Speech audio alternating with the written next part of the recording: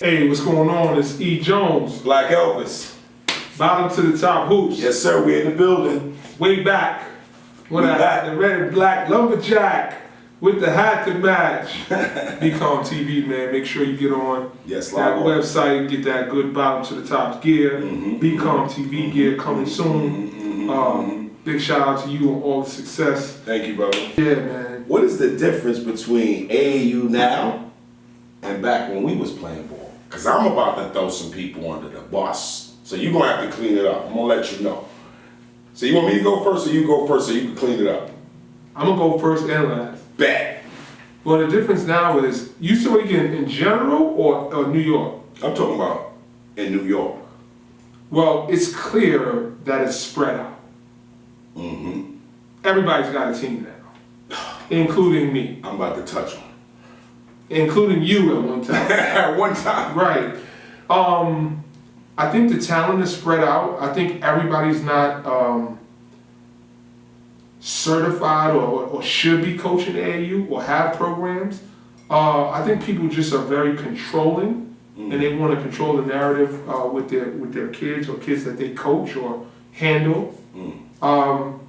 But it's definitely more spread out. You saw the Gauchos in Riverside and the Broncos and Brooklyn, USA, and some of those teams who were more well-known nationwide really have the top-tier talent.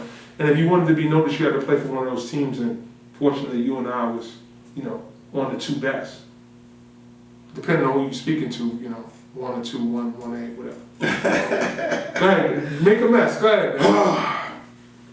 What's the difference? I feel AAU basketball is different because now it's personal. I'm trying to gain personal. See, Mr. Lorch was a millionaire, so he didn't need the benefit financially off of us. Speak to who you're speaking to. You're talking about the coaches and the people who handle right now. I'm talking about the handlers, I'm talking about coaches, I'm talking about... Now, when I say this, I mean this. Nice ring, by the way. Thank you, sir. What's that from? Oh, this is the Rays. Okay. Yeah, basically, I got this ring because it was the Devil Rays. I told them, you'll never win a championship with the word devil in your name. 2 years later, they won the championship. So I got my ring. There you go. Yo, but when you look at it, Ern was a millionaire. Lou was a millionaire. So they were empowering kids. How you doing personally, kid? You all right?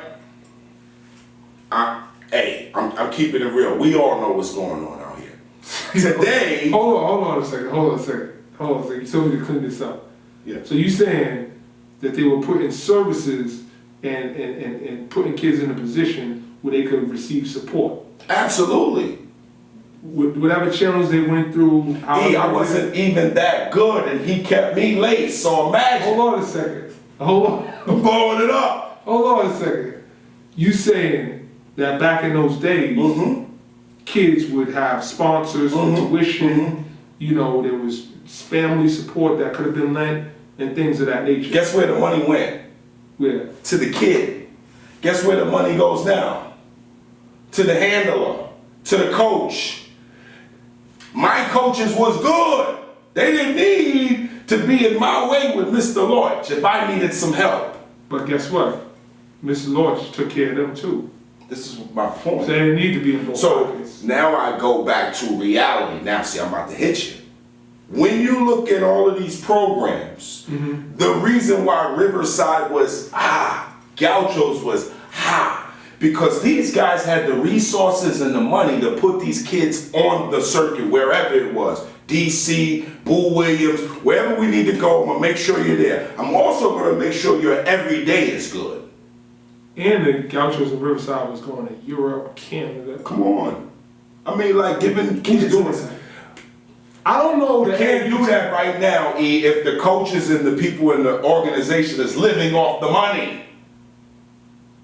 Earning them got the money, and the money literally got disputed to the kids.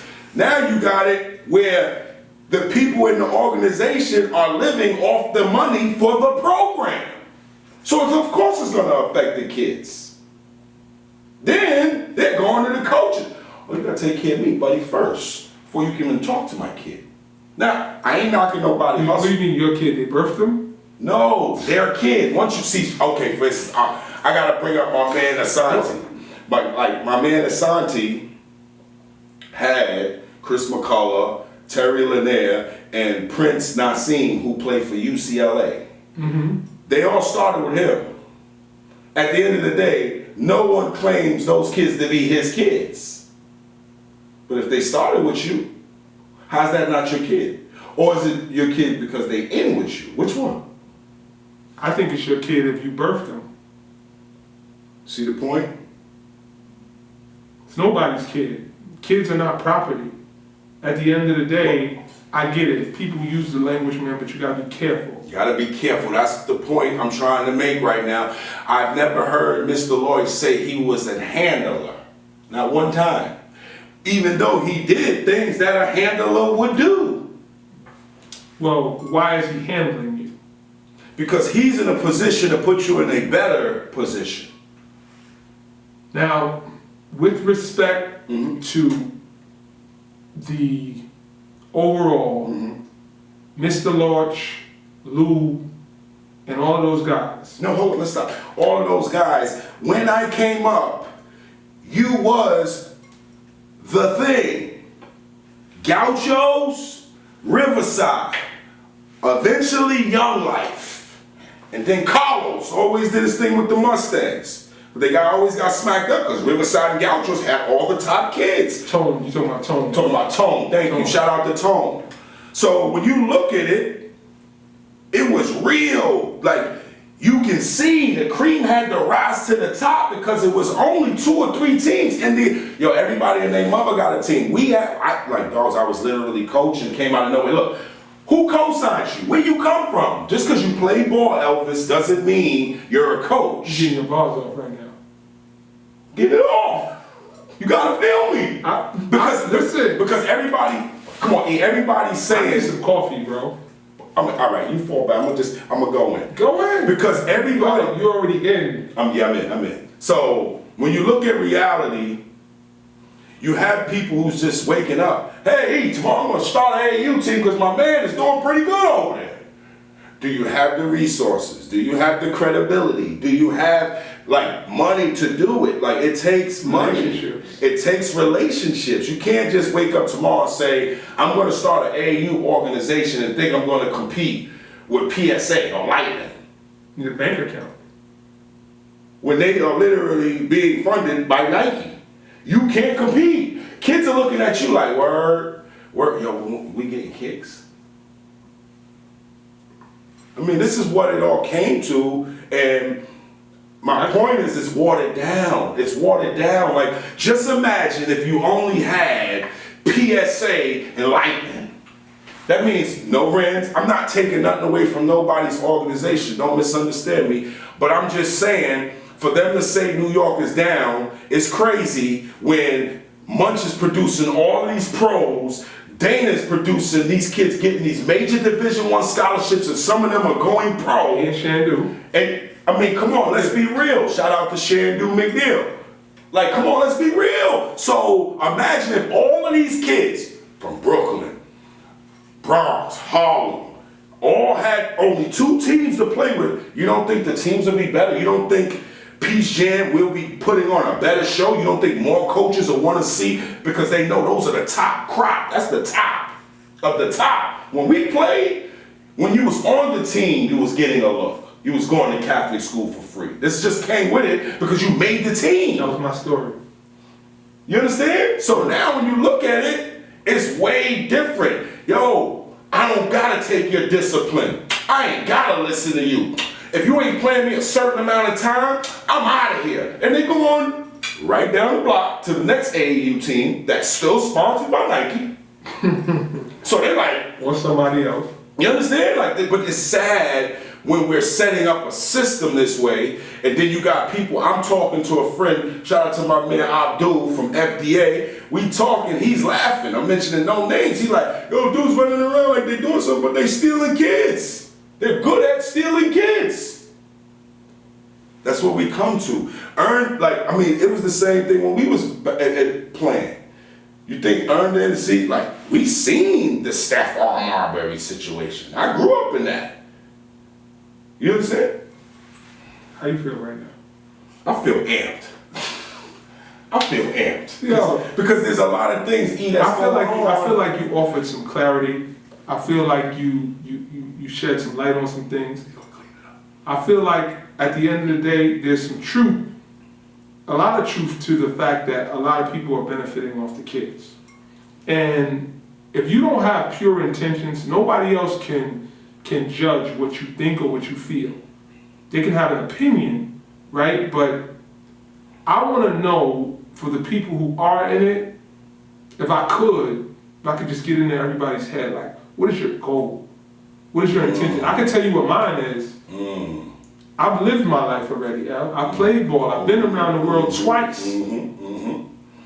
Whatever I accomplish from now is just all gravy, man. Like, I could sit up here on a soapbox and just tell people about how great E. Jones is, and yo, man, I did this, and Harlem Wizards and Big Three, and I could keep going. But it ain't about that. It's really about, what can I do for the next generation of kids who's in my position, who need somebody to get some advice that maybe I didn't get. Exactly. Or the same advice I got to help me get to some of those steps. Exactly. So I think people sometimes also get away from that.